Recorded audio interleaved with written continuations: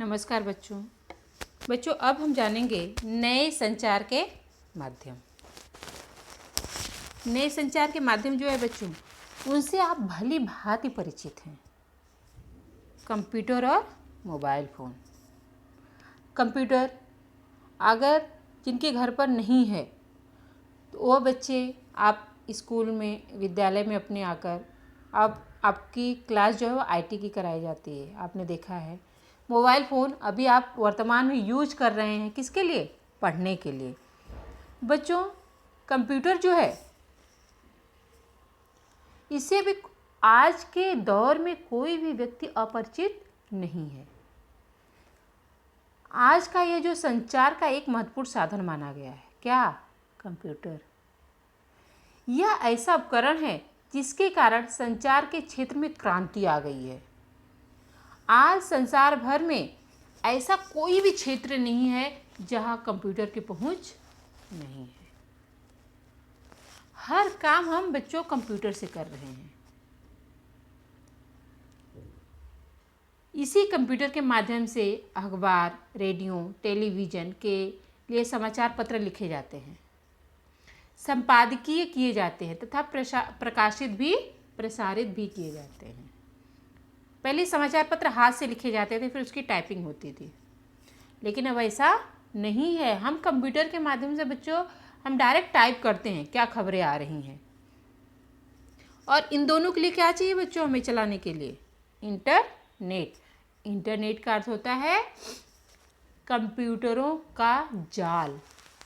Internet हजारों नेटवर्कों का एक नेटवर्क है बच्चों, जो सारी दुनिया के नेटवर्क इस व्यवस्था से आपस में जोड़े जा सकते हैं और जुड़े हुए भी हैं।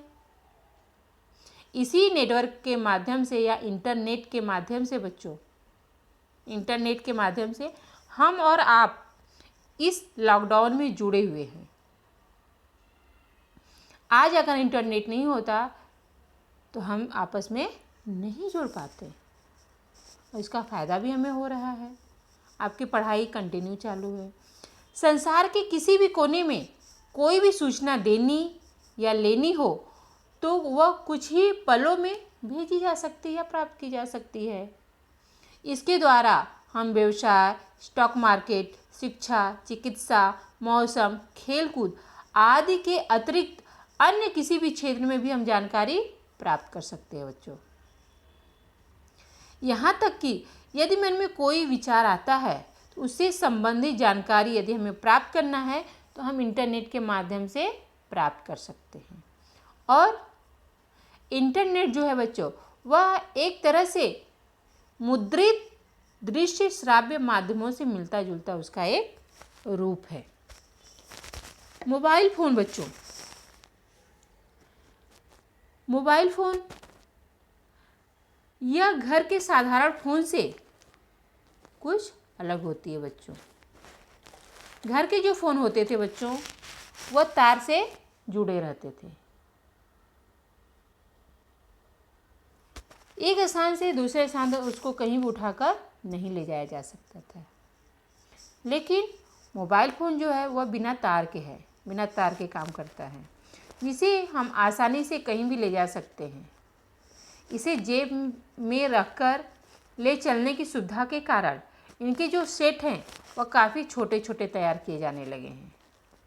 यह एक दूसरे से बातचीत करने के अलावा इसका उपयोग जो है बच्चों, वह संदेश भेजने, पाने, फ़ोटो खींचने और तुरंत उससे दूसरे व्यक्ति के पास भेजने, बातचीत करने या बातचीत रिकॉर्ड करने और दूसरे व्यक्ति के पास भेजने, फिल्म देखने, गाना सुनने, समाचार सुनने के लिए भी किया जाता है। बच्चों, फ़ोटो खींचने, जैसे आपकी परीक्षाएं जब होती हैं तो आप इसी मोबाइल के माध्यम से आप फ़ोटो खींचते हैं और हमारे पास भेजते हैं, जिसे हम उसकी जांच करते हैं बच्चों। आज का जो आधुनिक युग है उसमें कृत्रिम उपग्रह यह संचार का अत्यंत महत्वपूर्ण एवं प्रभावी साधन बन गया है। मोबाइल पर संदेशों का आदान प्रदान करना, दूरदर्शन पर कार्यक्रम दिखाई देना, मौसम विभाग की वर्तमान जानकारी प्राप्त होना आदि बातों को कृत्रिम उपग्रह के माध्यम से एक ही समय पर सभी ओर संदेश भेजना एवं प्राप्त करना संभव हुआ है बच्चों। दूर देशों तक इस तंत्र के माध्यम से प्राप्त उपग्रह प्रतिमाओं का उपयोजन, भूपृष्ठ पर संसाधनों का अध्ययन एवं क्षेत्रीय नियोजन के लिए भी धीरे धीरे होने लगा है बच्चों। इतना ही नहीं, इस संचार के नए माध्यम से भारत सरकार online trading, payment, money transfer आदि को भी पुरस्कृत कर रही है। और जो कि हम करते हैं ऑनलाइन पेमेंट, उसके लिए मोबाइल पर विभिन्न ऐप्स भी विकसित किए गए हैं बच्चों।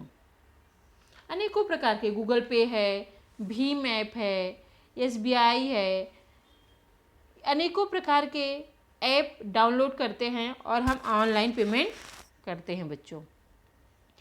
इन संदेश वाहनों की सुविधाओं द्वारा हम अनेक प्रकार के देयक भरना, पे बिल करते हैं, अपने घरों के बिल भरते हैं, क्रय विक्रय जैसे अनेकों व्यवहार में इसका उपयोग हम करते हैं।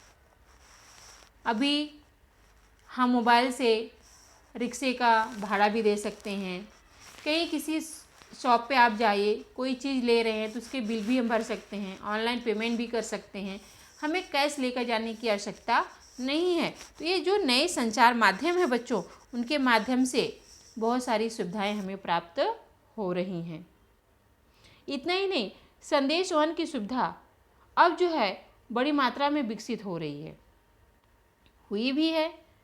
ये सुविधा केवल दूरध्वनि से बोलने का संदेश देने वाली न रहकर अब हम इस मोबाइल फ़ोन से वीडियो कॉलिंग भी कर सकते हैं। उसी प्रकार वीडियो कॉन्फ्रेंसिंग के माध्यम से एक ही समय में बच्चों हम अनेकों लोगों से बात भी कर रहे हैं। संचार माध्यम से उपयुक्त लाखों के साथ साथ बहुत सारे हानियां भी हैं। संचार माध्यम से हमें लाभ तो होते हैं बच्चों, लेकिन अनेकों प्रकार की हानियां भी हैं। जैसे अंतरजाल द्वारा बच्चों अनेक अपराध हो रहे हैं इंटरनेट के माध्यम से। वे क्या करते हैं, ईमेल, अकाउंट हैकिंग, आपको फंसाना, ठगना, चोरी, साइबर आक्रमण, युद्ध, आतंकवाद आदि अनेकों प्रकार के हमें नुकसान हो रहे हैं। हमारे अकाउंट से पैसा कब किसके रूप में ट्रांसफ़र हो जा रहा है हमें पता भी नहीं चलता है। तो यह एक नुकसान उठाना पड़ता हमें। तो कुछ लोग आते हैं जो हमें ठग कर चले जाए, हमारा ईमेल, हमारा अकाउंट हैक कर लेते हैं, पैसा निकाल लेते हैं। इसमें महत्वपूर्ण जानकारी जैसे चोरी, आर्थिक ठगबाजी, महत्वपूर्ण संकेत स्थल पर आक्रमण, इस तरह के धोखे निर्माण हो सकते हैं बच्चों। अंतर्जाल पर सोशल नेटवर्किंग करते समय ध्यान देना हमारे लिए बहुत ही ज़रूरी हो गया है। अपनी जानकारी अगर कोई मांग रहा है तो पहले बिना जांच किए हुए न दे। बहुत सारे फ़ोन आते हैं बच्चों कि आपके नंबर पर OTP आया है, हमें OTP चाहिए, हम इस बैंक से बोल रहे हैं। तो ऐसा हमें कभी भी करना नहीं है बच्चों। कोई भी बैंक आपके फ़ोन पर फ़ोन करके OTP नहीं मांगता है बच्चों, न तो कोई बातचीत करता है। जब तक आप बैंक में न जाएं, तसल्ली न करें, तब तक आप अपना नंबर, अपना अकाउंट नंबर, अपना OTP किसी को न दे बच्चों। यह हम ध्यान देना है। आपकी जानकारी यदि कोई मांग रहा है तो बिना जांच किए हमें बिल्कुल नहीं देना है बच्चों। स्वयं भी संवेदनशील एवं व्यक्तिगत महत्वपूर्ण जानकारी सामाजिक नेटवर्किंग साइट, ब्लॉग आदि पर हमें नहीं डालना है बच्चों।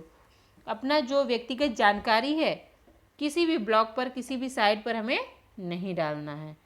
तो इस तरह से हमें बच्चों फ़ायदे तो अनेक हैं, लेकिन कुछ नुकसान भी हमें झेलने पड़ते हैं।